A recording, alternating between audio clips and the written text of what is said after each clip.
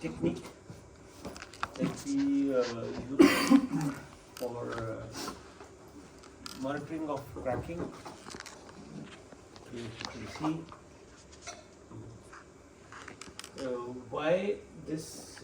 There are different techniques, of course, to know about the cracks.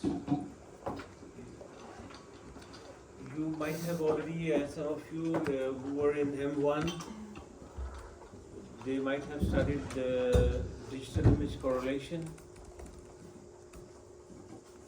No? Image correlation in M1? No? You were in M1? No, You are in M2, right? But those who were in M1, they studied this technique, no? One course, first semester of Master 1. If you ask me if I remember anything, No, I'm gonna answer that's no. not that's not what I'm saying. That you had a course. So that's Yes. yeah. So if you remember or not, it's not my concern. Okay. Well, so there are basically two main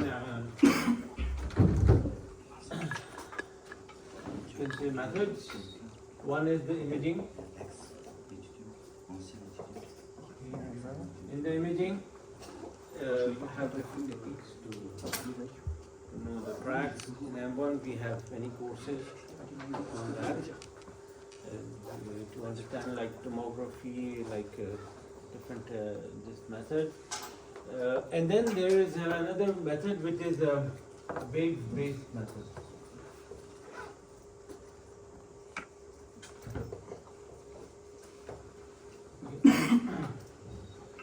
Well, depending on the cracks and depending upon the situation where you are, where you want to see the cracks.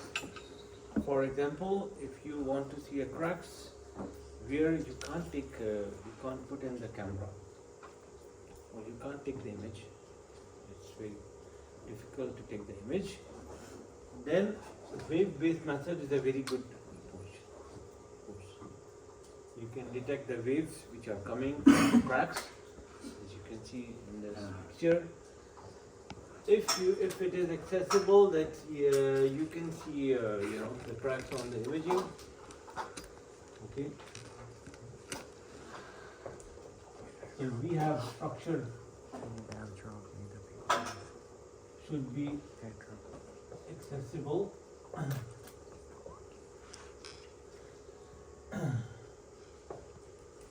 Okay, no such, you have limitations.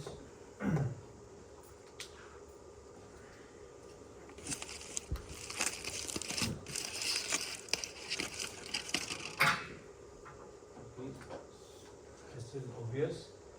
Then you have only detect surface cracking, mostly surface cracking, but there are techniques like using the X-ray methods in which you can go in the concrete, but it is limited to a very small size of the specimen, very small. Can detect cracking, can detect, you can say, inside cracking, but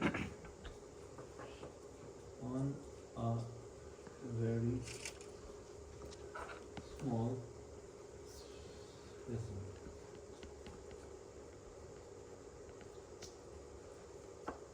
Around, you can say, 1 centimeter. Very small. But so if you want to take, if you want to monitor cracks on bridges, okay. So this is okay, but it can give you surface cracking. Here can detect cracking inside or outside, or inside or on the surface of structure. Okay, so it can detect because these are sensors which can, based on the waves. Waves can be from the cracks coming from which are inside or outside. This is not a problem. Basically, it is detecting the waves which are coming from the cracks. But here, since you have to take images, so you cannot take images from inside. Only the X-ray techniques, they are from there you can generate images by contrast, by different techniques. Okay. And then you can do this. Okay. You can see here it is very precise, okay, very precise measurements of cracks. Okay. Here it is, you can see it is very precise in terms of location.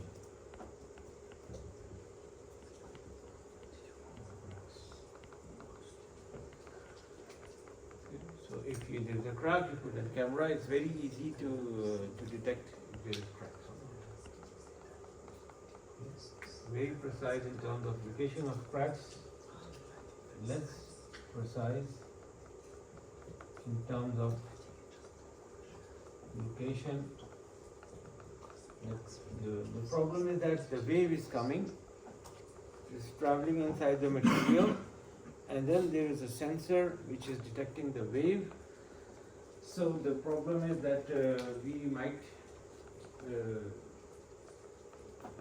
our calculation might be wrong in terms of the wave velocity, in terms of what is happening in between the crack and the sensor, because there might be other cracks in between the original crack and the sensor, so that can deviate the wave, that can change the waves. Okay. So this is less precise. You can say this is very precise in terms of cracking. I would say less precise means less than 1 micrometer. Okay, it can give you the very good location of the cracks. And here it is less precise, so it is, you can say, around 1 to, maybe I have to exaggerate.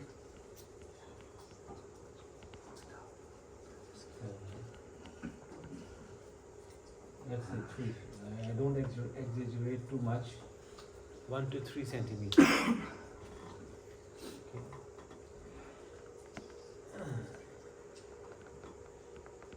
Okay. I have worked a lot on both of them. Okay, since like last 20 years, I've been working with these techniques, both of them, in my research. So we really need to know where you use this and where you use this. What I do actually, I use both of them, because the limitations of here is done. Another good point for imaging is that you can, bad point is cannot detect cracks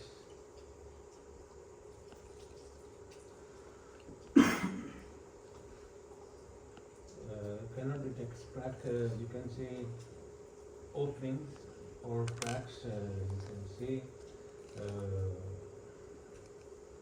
this is the location, and the crack, if there is a crack, okay, less than you can say 1 micrometer open. Less than 1 micrometer. If there is a crack which has a opening of less than 1 micrometer, almost you can say less than 1 micrometer, it's very difficult for image to find that. Okay. So this becomes complicated. Here you can detect cracks.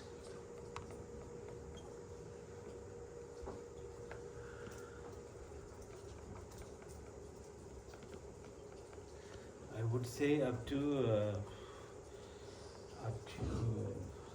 10 nanometers. Like if you are working on metals, if you are working on rocks or concrete, and you are doing a very small scale experiment, okay, because anything, there we have sensors. Even I touch the sensor, I touch the table, it detects that something is happening, because these are sound which is created. Okay, so this is very good in the terms of detecting that yes, there is some activity, but it is not very precise where is that activity. Okay, so we have complementary, you can see methods. Okay, so we will discuss about this today because I think this one was already covered in the M1. So we don't have too many people working in this field. So since you will probably this here in your field, your job, if you work as an engineer working for inspection structures, so you will have occasion to understand imaging, but for wave base there are some things which we are more theoretical. Okay, so that's why we work on that. This one? Opening. Okay, so in wave-based methods we have, you can say, main two kinds of methods. One is the acoustic waves. There are different waves, and there are ultrasonic waves. Ultrasonic waves. Okay, both are using. We both use a lot in industry. Both this one is much more used. It is easier, but it is less precise. This one is more precise, but it has a lot of data, so you really need to understand what the data that you are getting, what does it mean. So this is, people, they use a lot this because it is easier to understand, but it is much less precise. Ultrasonic waves, you use in many other cases, okay, to detect something which is happening. It is not only detect the cracks, but any changes in the material you can detect. Okay. So we will be focusing on this one. Okay, acoustic methods. Okay, this is good. This part.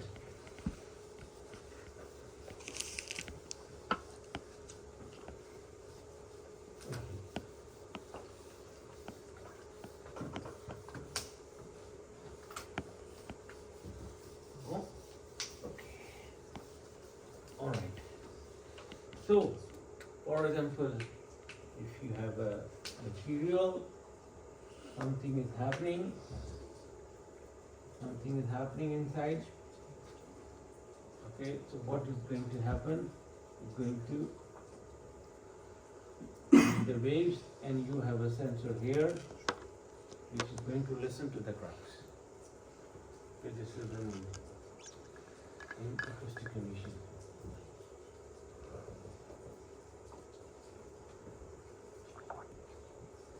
Okay, in ultrasonic, what do we have? Okay, so we have one sensor here, we have one sensor here. This is the,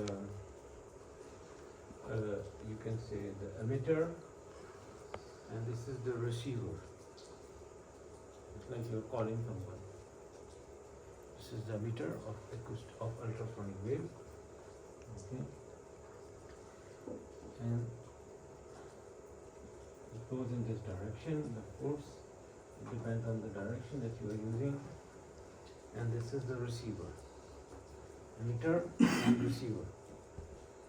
It generates waves just like sounds, and this is going to receive it. So the technique is that if there is nothing, then you get a certain, you can say, frequency of this wave, the frequency which you have used here in the emitter. You get the same thing. Okay. But if something is there, it's going to change the frequency.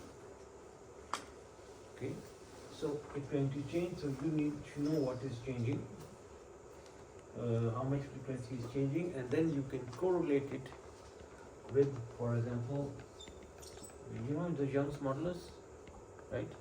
Everyone knows about it. You have a graph, for example, frequency and Young's modulus. If there is a crack, basically, or if there are pores, that means Young's modulus is decreased. There are less material, then modulus is going to decrease. So based on the frequency, there is a graph for which is available with the equipment, and you can read on the graph that yes, this is my frequency, and this is how it's going to change. So we use this method very often. Okay, if there is some fire in the building, if there is something which is happened, and we want to know what has happened, if there is damage or not. So we have two sensors. We can apply it on this, for example, on the columns, on the slabs, on the walls, on the structures, and then we can see how the frequency is changing. And there you can see where the frequency has changed a lot. That means here you have more and more cracks. So this is called as, you can see, it can detect any fault which is present in it.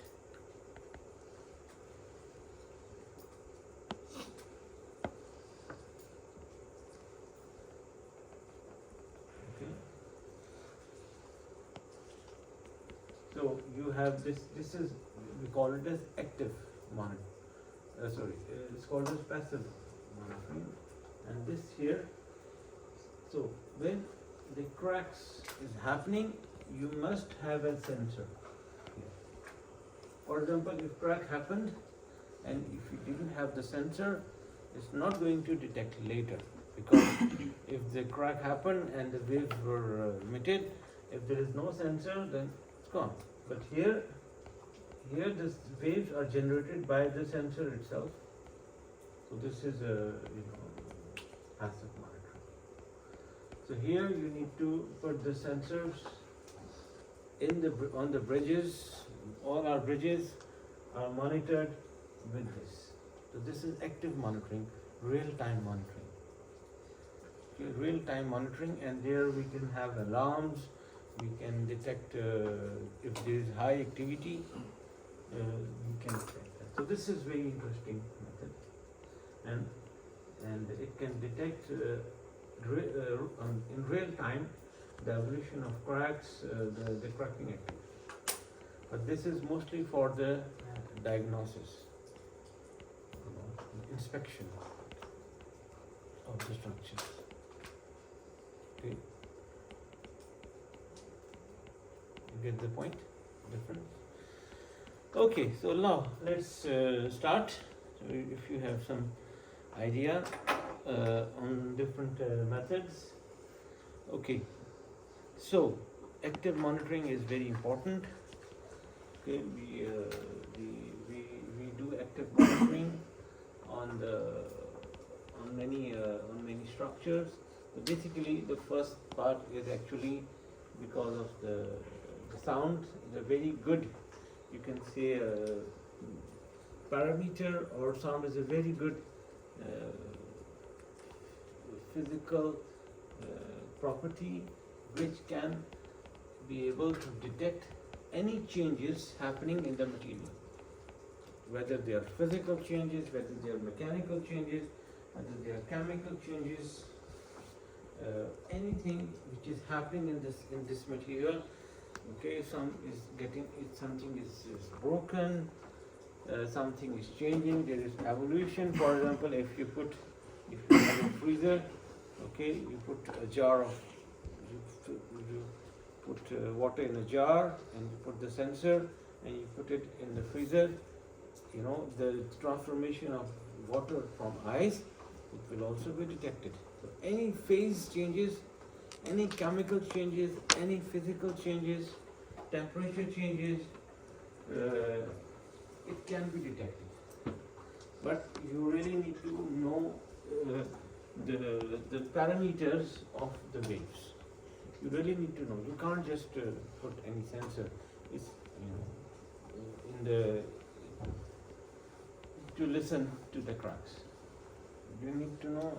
You need to put the right sensors which listen to the right frequency range, because everything which is happening has a certain frequency range, and you have to use that. You have to use that sensor which has that frequency range. There are sensors which has broad frequency range, which can be applied for large number of activities. But the problem is, if we are using that, then we don't have much of the accuracy. Okay, so we have sensors to detect cracks in bridges, especially, you know, it is just like an earthquake.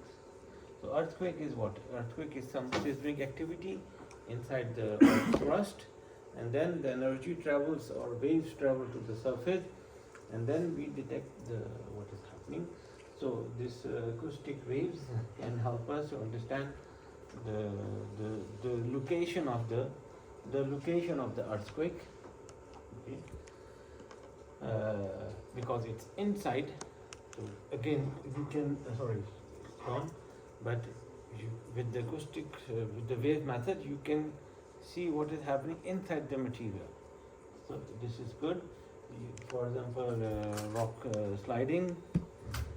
Okay, it is very important. It generates waves, and we can understand like volcanoes, like structure, like volcanoes, like you know, if you are using tunnels, so all kind of you know, sliding can be detected with the acoustic. So this is a very you can say advanced method, and now it is very much used in the industry, not only in the civil engineering and geotechnical engineering, but in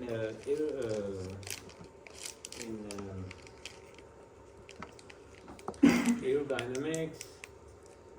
Also, we have sensors to detect if there are some cracks, there is some leakage, there is some pressure loss.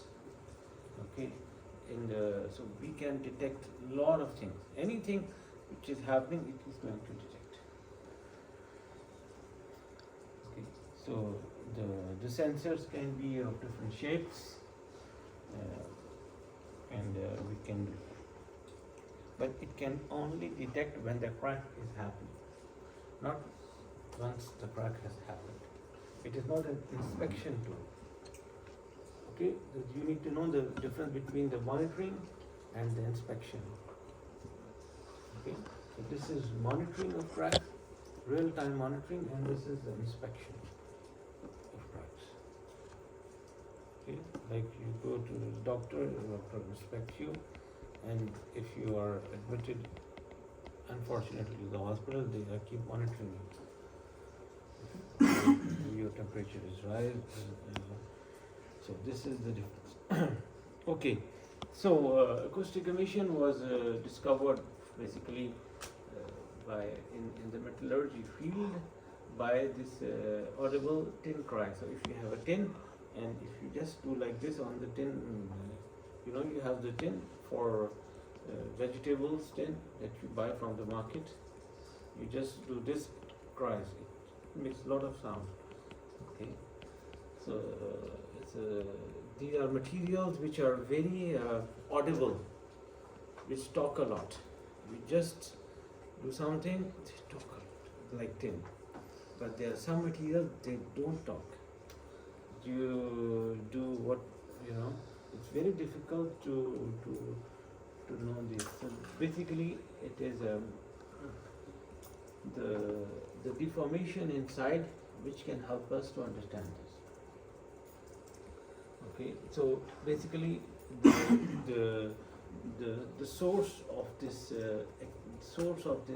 technique was originated because of the earthquake. So it was basically in Japan, and then a lot of German researchers have worked to improve this understanding. Okay, so you see a lot of books from German people. They have contributed a lot on this, but it was originated this technique in Japan, University of Tokyo. Okay. And then Forster in Germany to measure the change in the variation of resistance. Okay, so in geology, L. Robert, who did this experiment on the seismic activity. Okay, and then on the concrete, the first time concrete was done, you can say, by Kayser. Kayser, his work is still we are using a lot, which I am going to talk about a little later. He has done a lot of research on using acoustic emission in civil engineering structures. Okay, and he has developed, he has introduced an effect which is called as Kayser effect. Okay, that we are going to talk next. Okay, so Kayser effect is a very important thing. It's like if you have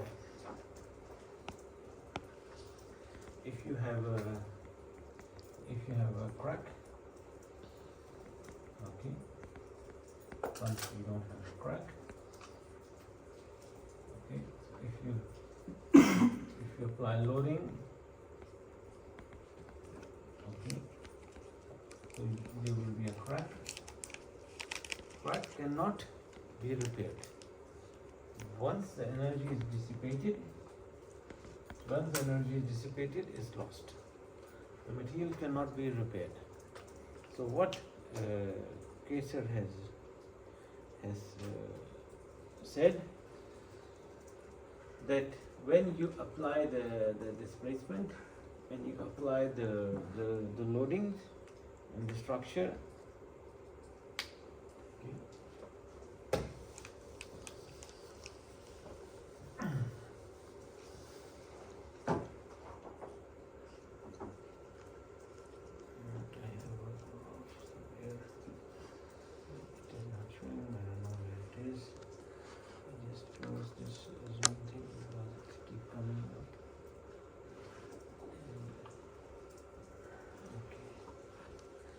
so what is a Kayser effect?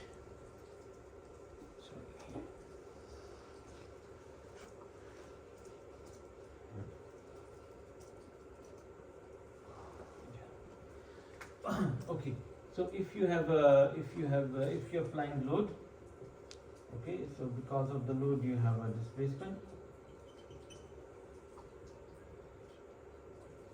Okay, so if if you are applying a displacement, you have acoustic emission activity.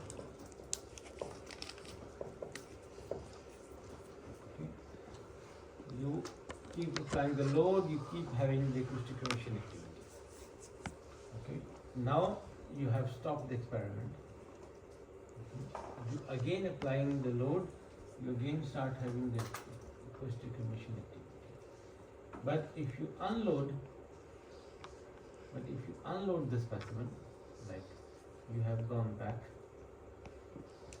with zero displacement, okay, the acoustic activity will not, because when you unload, you don't have any activity.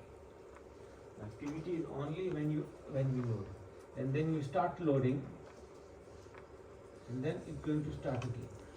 You can unload, no activity change, but if you reload, it's going to change again. Okay, and it's going to start from the same point where it has left. Okay. So, what Kaiser has studied that the noise emitted during the application of compressive load in concrete. He found that Kaiser effect at 75% of the failure load and reported that AE signals are closely related to the volumetric changes. Okay. Well, this is his study. What Kaiser effect is this. In an absence of acoustic emission at loads not exceeding the previous load level, okay, when material undergoes repetitive loading patterns. So Kaiser effect is an absence of acoustic emission activity. So this is the absence of acoustic emission activity at loads not exceeding the previous level. The previous level was here. Since the load is not increasing, it is decreasing. So there will be no more, or there will be absence of acoustic emission activity. Okay. And this is very often in case of repetitive loading. And repetitive loading is something which is very often observed in structures like vibrations, like in bridges. So there it has a lot. So he said that if you want to analyze the acoustic emission activity, you must take into account the period in which there is no increase in the activity. So this is what it says. If there is no more new cracks, then no new activity. If new cracks are forming, then there will be some activity.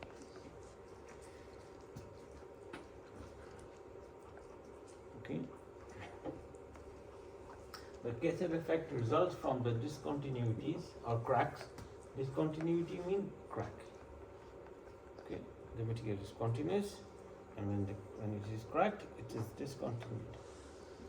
Discontinuities is a very general term. It means cracks, pores, voids, all things in which the material is discontinued. Is not, there are some pores.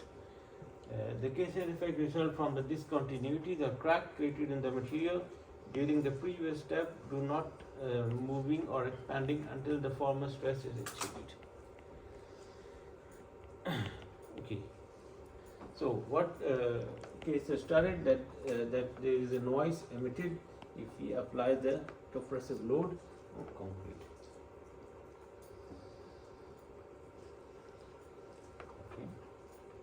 So he studied that the AE signals or AE activity when there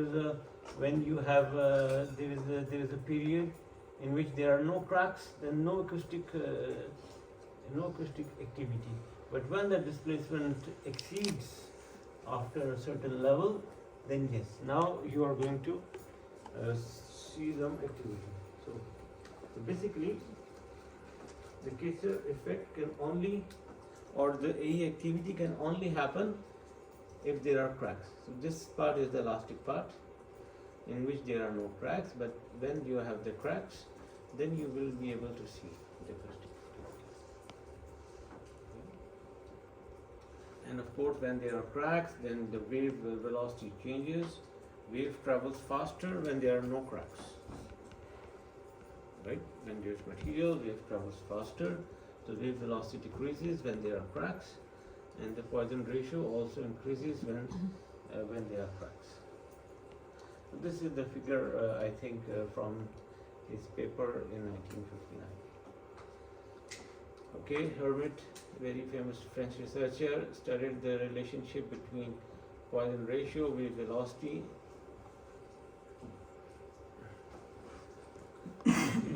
So he did experiments for different materials, tracer, and he concluded that A is basically a volume effect and not a surface effect. That means if the velocities or the activity that you are measuring from the sensor is basically because of the change in the volume, not a change in the change in one single dimension. Okay? So this that means the A activity can be related to the displacement, actual displacement here, but it can also be related because when you have an displacement in this way, basically you have a contraction in this way, in this direction, because of the Poisson ratio. Okay, so this is the change in the, increase in the length, and this is the decrease in the thickness of this vesicle. So he said that that A activity is basically a volumetric effect, change in the volume, and not just simply change in one dimension. Okay.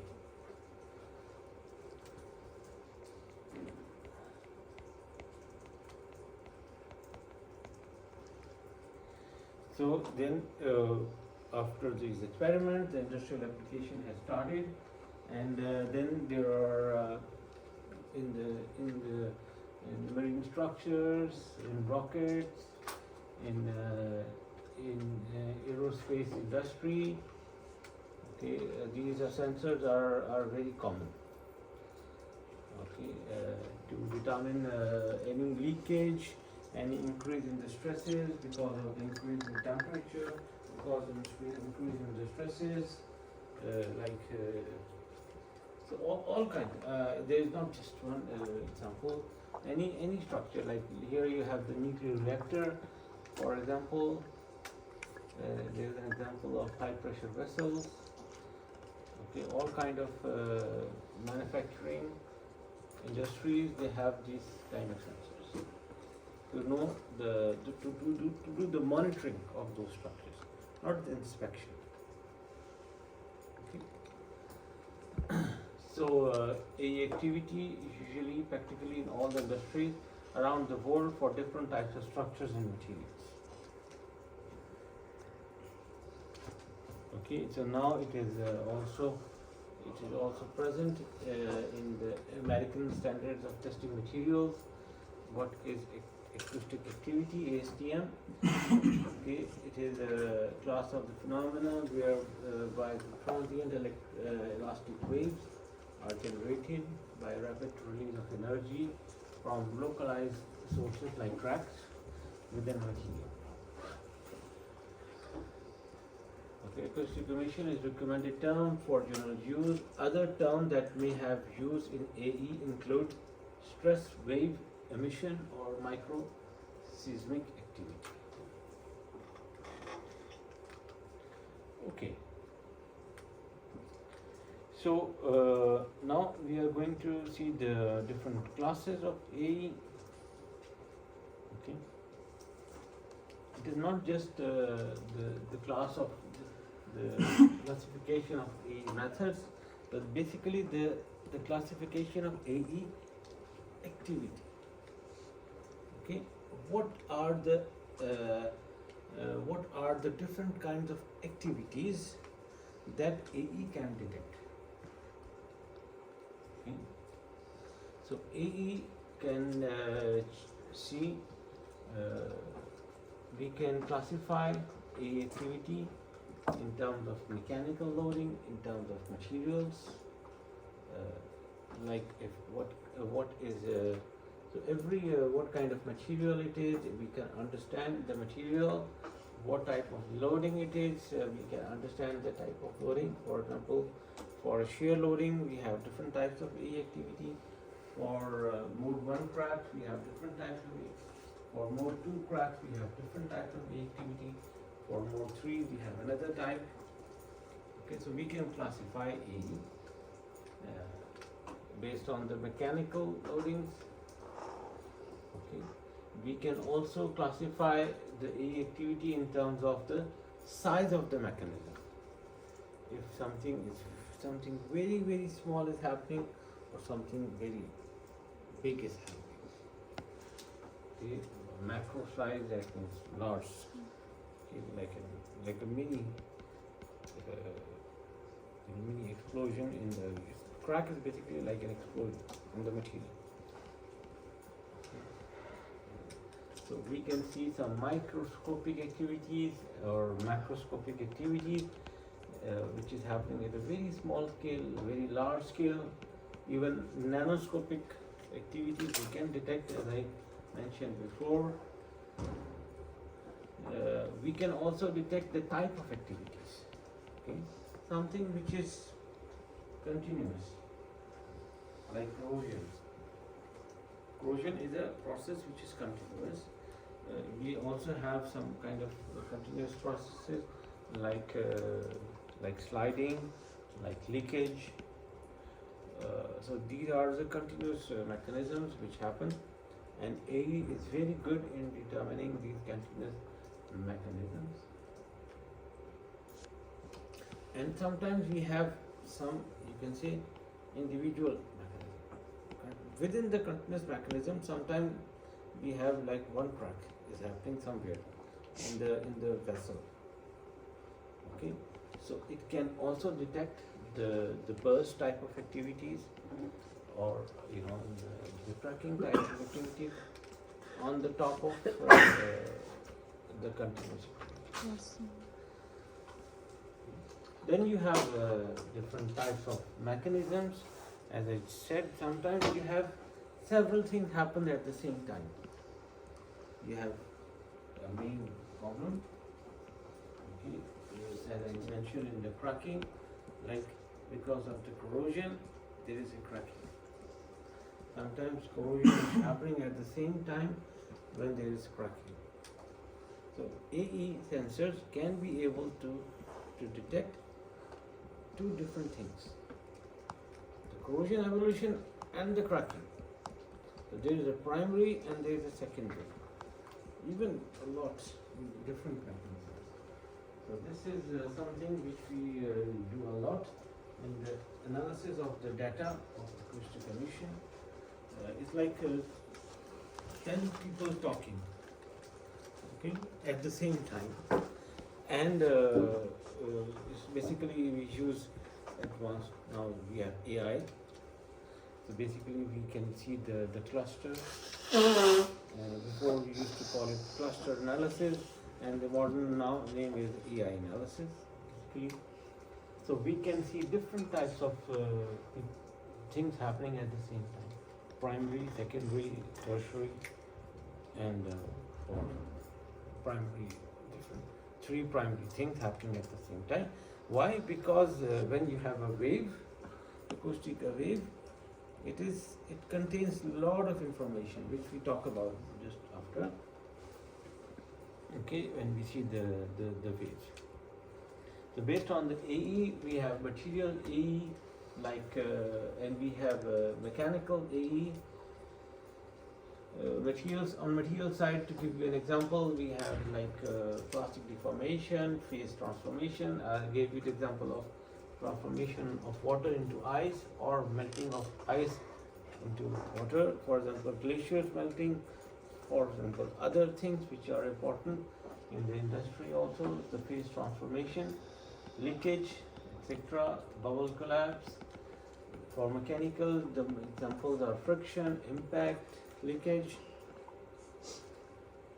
sliding, you know, and typical mechanical loading also, we can differentiate these mechanisms using AI. Okay, we can't do it with the imaging. For imaging, crack is a crack. We don't know what type of crack it is. Okay, this is the advantage of AI. Okay, so then you have macroscopic and microscopic, as I explained you previously. The macroscopic, like the bigger scale, is like crack jumps, plastic deformation, fracturing, debonding of, for example, debonding of fiber, debonding of composite materials. Microscopic means dislocation movement, interaction, annihilation, clip formation, void nucleation, etc. So there are many things which it can detect. You have different you can say sources, mechanisms. The possible combination A sources 6.9 to power 10 to power 236, right? There's so many mechanisms, so many sources are possible. So, but you have to be very good in the data analysis. It's not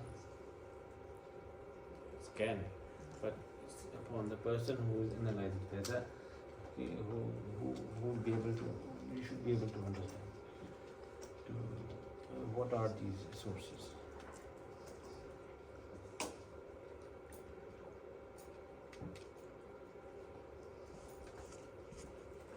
Okay, some problems in the composite structures, composite materials, like matrix cracking, fiber fracture, delamination, fiber pull-out, friction, etc. Some examples on the primary. What's the secondary AI? Well, primary, for example, if it is the crack jump, secondary is the crack friction, is the surface friction. Okay, primary is the crack growth, and secondary is the corrosion, layer fracture, and the corrosion or fatigue cases. Okay. So these are the different, you can say, physical phenomena.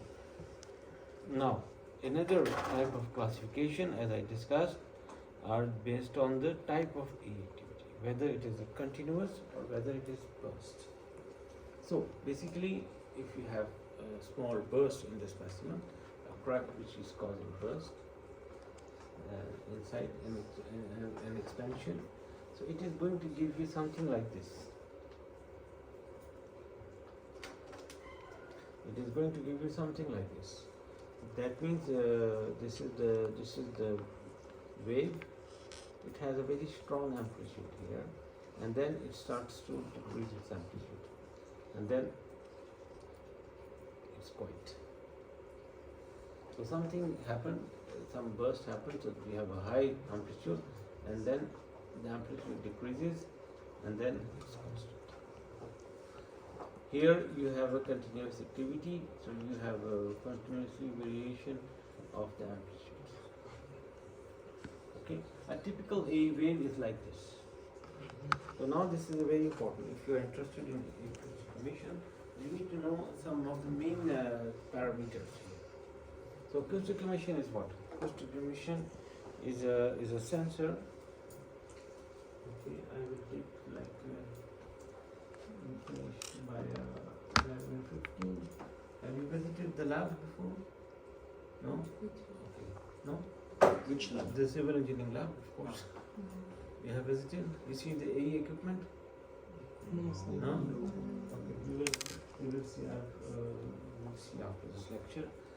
I will try to find some time. So here you have a voltage. Basically, you have a sensor, which is we paste it on the surface of the specimen. We can also put it inside. Okay, but it's gone. Can't take it out. But what is on the surface, you can monitor it if the sensor is still good or bad. So basically, the sensor is continuously detecting some waves. Okay, I have a slide on that later on. I will show you. And that wave is transferring into a voltage signal. Okay, the wave is like elastic deformation on the surface, and this wave is transferring into an electric signal. You know, that is the voltage as a function of time. So what you see basically is any kind of wave is the voltage as a function of time. So voltage is not active, and suddenly when there is a crack, you see there is increase in the voltage. And this time is called as the rise time. The time it has taken to become the maximum.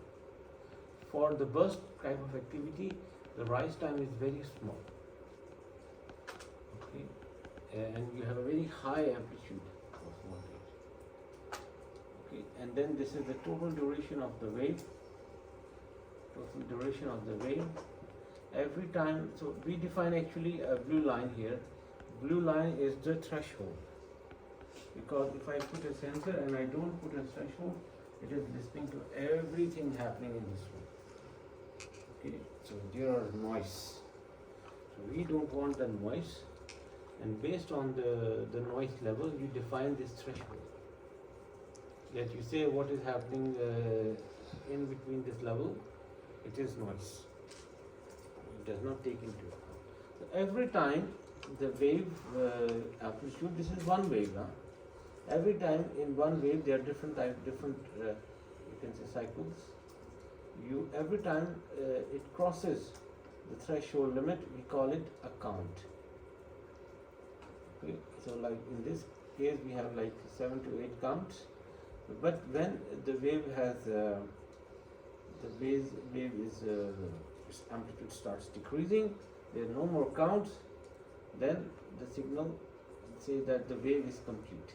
So it has said, okay, this is your duration of total wave. And the rest, there is no wave, this is just the noise. So this is, you can say, but there is also parameters like frequency, like energy, like other parameters also that we study. But the main parameters are here. The rise time, the maximum amplitude, peak amplitude, or the maximum amplitude counts, and the total duration of the wave. Okay, so based on these parameters, we can detect all these kind of activities, what you see, all these kind of activities. And we make clusters, and we make clusters of similar type of thing happen. For example, we say that one cluster is the waves which have similar duration, which have similar rise time and similar amplitude. So by doing some cluster analysis, we can differentiate.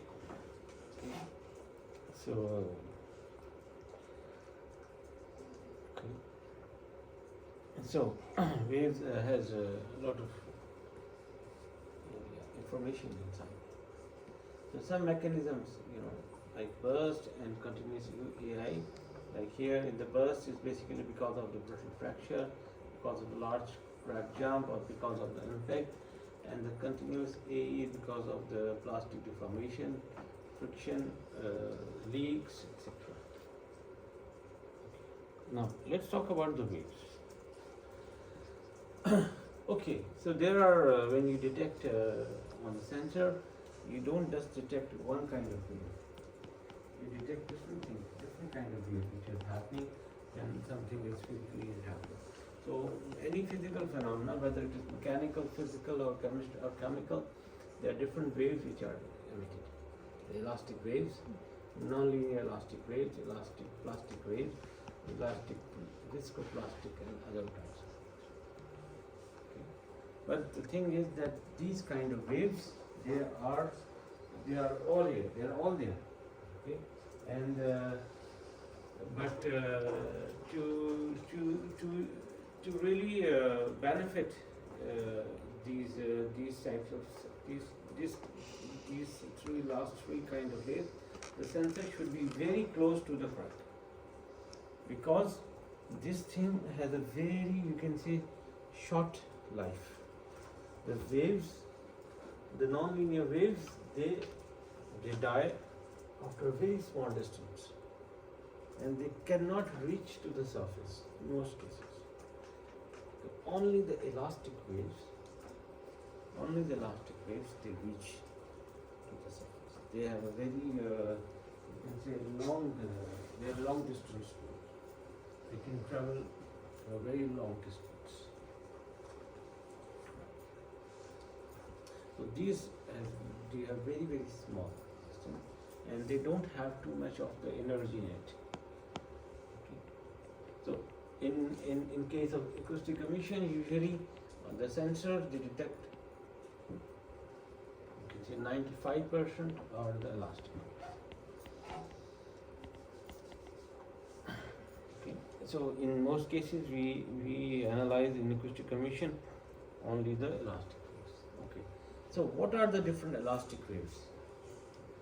There are different types of elastic waves. There is a longitudinal wave, there is a shear wave, there is a relay wave, Lamb wave, Stanley Love wave, Crippling wave, etc. Okay, you might have a course on the waves. The wave in which you have there's a picture here to give you some idea. Okay, of different types of wave. I can't see what is written in the blue. No, I can see this is S wave, and this is P wave, relay wave, and love wave. Okay. So you can see the way of the direction, the way of wave traveling is not the same. For example, in case of P wave, in case of S wave, relay wave, and love wave, the direction of you can say of propagation is not the same. Oh, sorry, the way of propagation is not the same. Okay, but all these waves are happening because of the particle movements. So these waves are basically in the solids. The particles are moving with the waves. Okay, the particles are moving here, and in this case, the particles are moving like an S wave. It makes an S. Here you have a relay wave. Okay, it's mostly like this round way of moving. Okay, and here you have the love wave. It's doing like this. Okay. So if you see an A signal coming from some crack or any activity, so usually you get the a wave which is mixture of different types of elastic wave. There is a P wave. P wave has very less energy. S wave has a little bit more, but the relay waves are the waves which contains the most of the energy. Okay, so basically when you get a relay wave, and in the end I have not shown it here. There is another wave which is called as coda wave. CODA, coda wave. Now coda wave are very much used for this also. And here also you have a wave and you analyze it. So it's a similar kind of wave basically. Okay, so coda is the last part of the wave, and some new analysis in the last few years, 4 or 5 years, they said that coda wave also contains some information. Okay, especially what we have worked here in our lab in South Salman is actually on the self-healing. You heard about self-healing? Okay, so self-healing is very difficult. For example, if the crack is happening, okay, you can you detect the wave, but if the crack is healing, you detect the wave, yes, but you don't get too much information. But CODA wave, it was used to analyze the healing of cracks. Okay.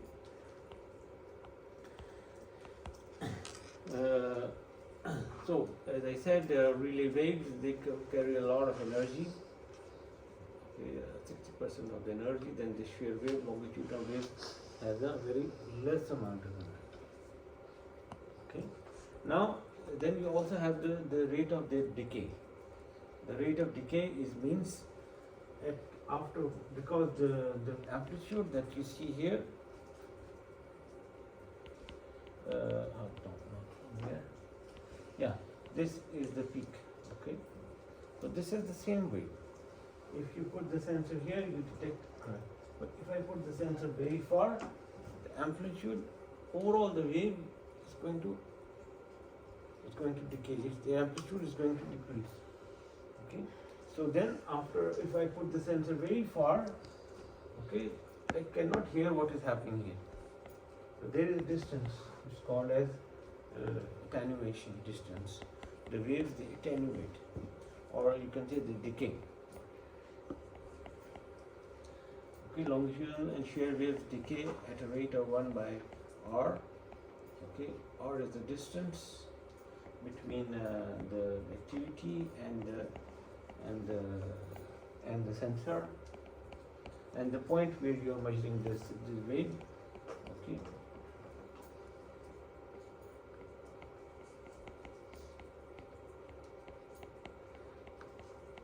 Okay, and so the relay waves, they decay much slower. Okay. So if you see,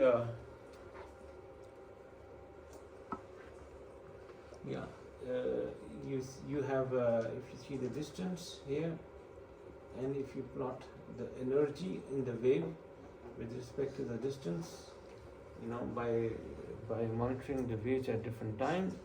So here, what is energy means?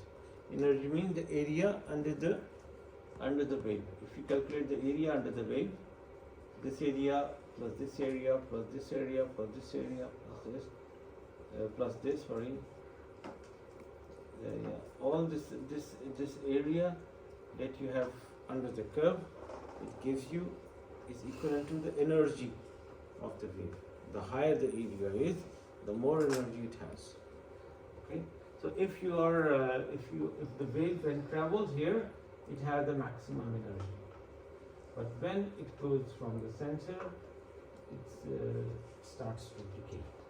Energy is increasing, and finally it is completely decayed. So here, if you see the relationship between the distance and the energy, so you see that there is a decrease in the energy. Okay, so we can't put sensor anywhere. We have to know the location where you have the crack, and you need to know what is the zone in which you can measure the waves. Okay, but we also use some kind of equipment, okay, to increase the wave, to give it to increase its amplitude, which I will talk just after now. So we have the attenuation problems. There are different problems with the waves. They can attenuate, that means they can decay after loss of energy, okay, from the point up to the sensor where you are working. They can disperse, okay, because of the different things which are, if the material is continuous, then it's okay. But if they are aggregate, they are mortar, they are sand, they are void, it can deviate. There is a dispersion, there is also the diffraction. Okay, if the wave is passed through an aperture, a small opening, or at the edge of a barrier, there is scattering also, okay, on the wave. So that is why the location of the crack is not too good, because of these things. As I mentioned, imaging is very good to find the location of the crack, but because of these things, the origin of the wave is very difficult to determine. We always have some errors, although now we are using the modeling techniques, we can do better. Okay, this is I already discussed the Kessler effect. Okay, you have a load, then if you remove the load, there is no more activity. Then you increase the load, the A activity also increases.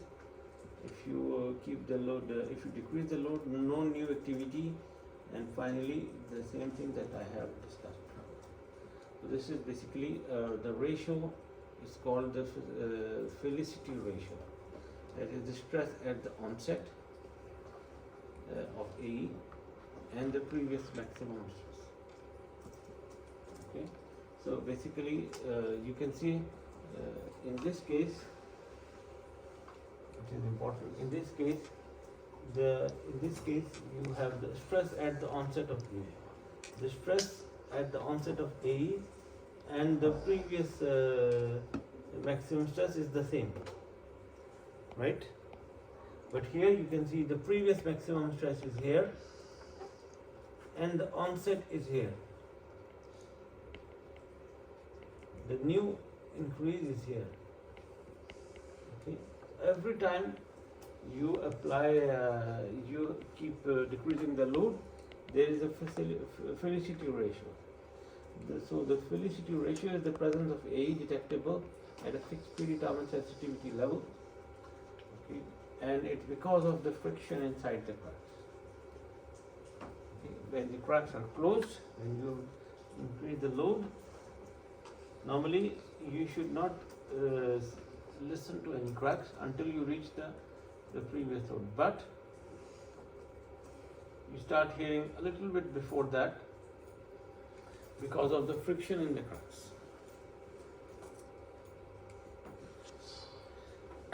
Okay, so you can see in this example, for example, on the Kessler effect, this is the time. Okay, and here you have a increase in the loading and decrease in the loading. Okay, so you have increase in the load. Okay, then the load is removed, is kept constant. Okay, you again started having this is the increase in the this is the increase in the load, and you decrease the load. You keep the load 0. You start increasing the load, you decrease the load. You keep the load to 0, increase the load, decrease the load. If you keep doing that, every time the black line is the A activity. First you don't have any activity, then when you increase the load, you start hearing the activity. Okay, so when you start decreasing the load, you stop hearing any music. Then nothing until you start increasing the load. So, but you start hearing you start hearing the acoustic emission when the load level started has reached the previous maximum load level. Okay, then you start hearing the activity. So similarly, in the next cycle, you start hearing the activity when the load level has reached the previous load level. Again, in the next cycle, you start hearing the activity when you start hearing a little bit before, because now we have the Felicity ratio. Felicity ratio means you have when you can start hearing a little bit before if you keep loading, and if you have significant amount of cracking. So here you can see there is a significant Felicity ratio in this case. So you start hearing a little bit before the previous maximum load level.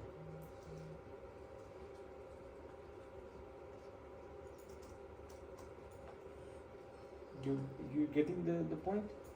Felicity ratio?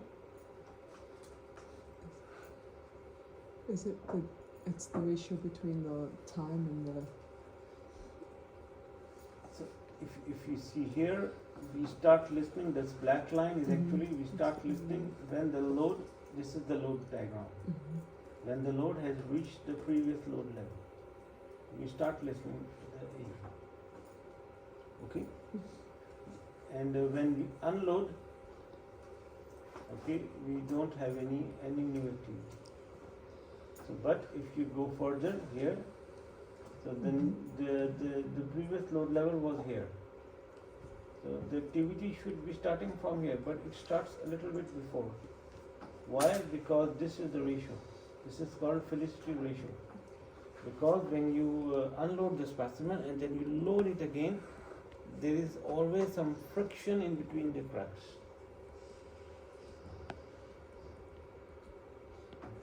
Okay. So this is called Felicity ratio. Okay. Now we will talk about a little bit about the equipment of the acoustic emission. Okay. So basically we have sensors. These are the main things, and we have a computer, okay, to see the data, to store the data, and the software to do the acquisition. It could be MATLAB, it could be some MATLAB cannot do this. So you need to know you need to have some acquisition software.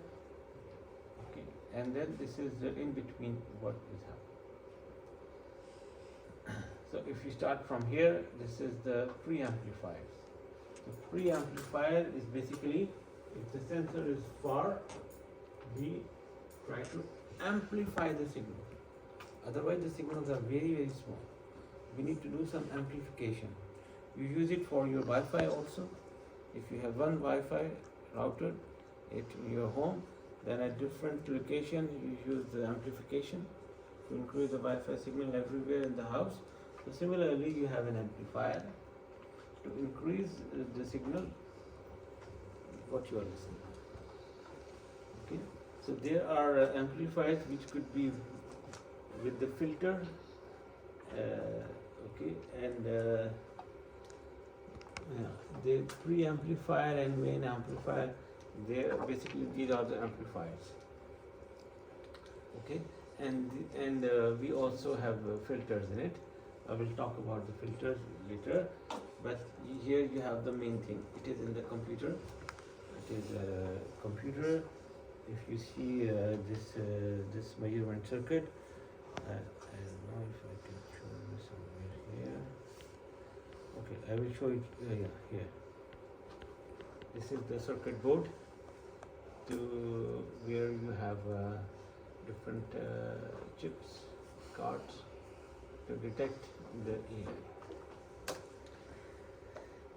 Okay, so here you have, and then it is connected to the computer.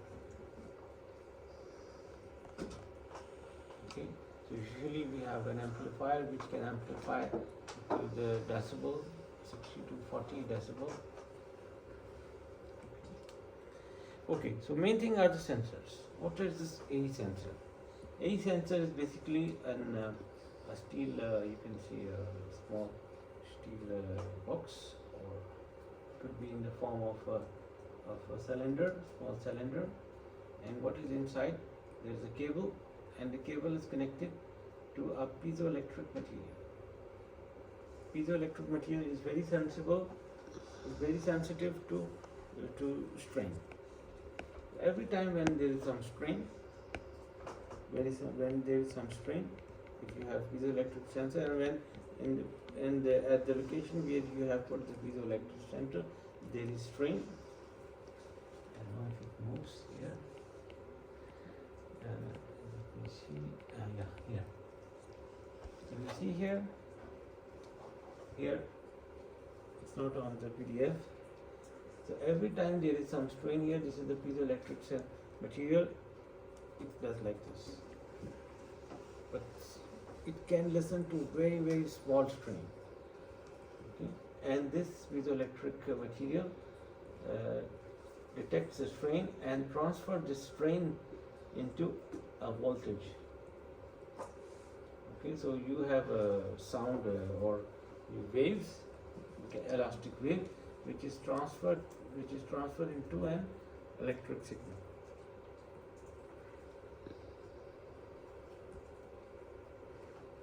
okay, which is transferred into an electric signal, and then on the bottom and on the side you have the protection. The protected, the bottom also, this is usually a ceramic material that we use to protect this piezoelectric material. So this material should be, this protection should be something which should not disturb the wave, which should let the wave come as it is until it reaches the piezoelectric material.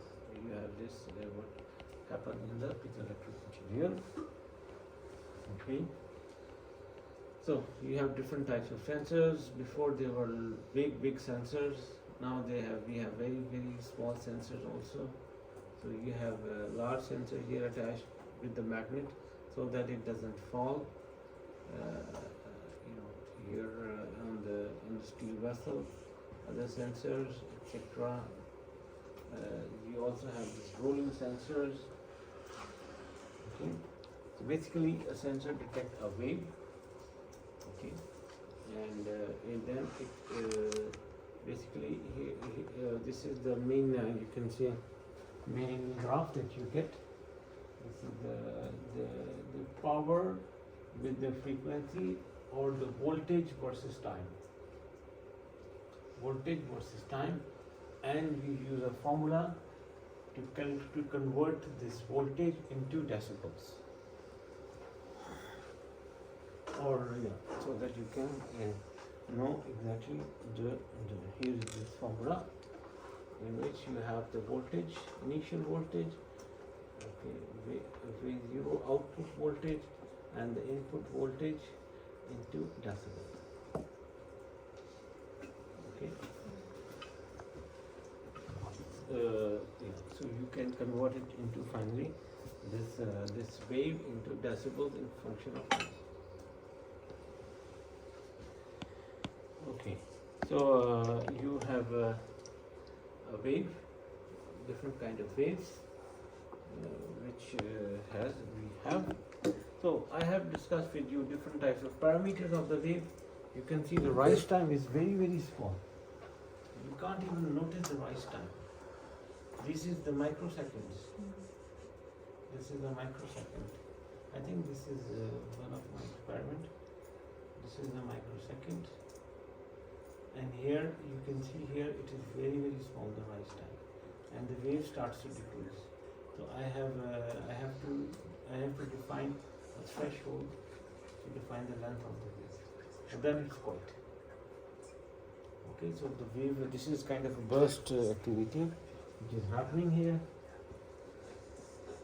Okay, so this another parameter which is also very important is the frequency, because the sensors are usually selected based on the frequency of the activity. If different frequency, so you need to know the frequency of your activity. You can have different kind of. This is the, you can say, bandwidth of the sensor. Bandwidth means from minimum to maximum frequency. Bandwidth in sound equipment also, in speakers, in other equipment also. There is the bandwidth, and even for internet also. You have signals coming in, you have power coming in. There is a bandwidth. So here you have a different kind of bandwidth. Okay, so you can use a very large bandwidth of sensor, which can detect a lot of things. Or you can use you can say a narrow range of bandwidth, which can detect a very typical kind of activity. So it depends. If you don't know previously what it's going to give, then you use a large bandwidth sensors. But if you really know what is the kind of activity that you are looking at, then you can use that bandwidth. Okay. Even if you use the broad range sensor, you can apply filters. You know what I discussed. I told you I will talk about the filters. So this is the, you can say, the bandwidth. Okay, and this is the area in which the sensor is active, in which sensor can detect activity. So sensor can detect a lot of activity in this because it's a broadband, but you can define filter. You can define this side of the filter and this side of the filter, and finally this blue line which was the initial signal, and it becomes this signal. Okay, so after applying the filters, because you are only interested in this part and you are not interested in this part. Okay, so you can apply filters. You can apply filters directly in the equipment. In this this is the preamplifier that we use, and you can use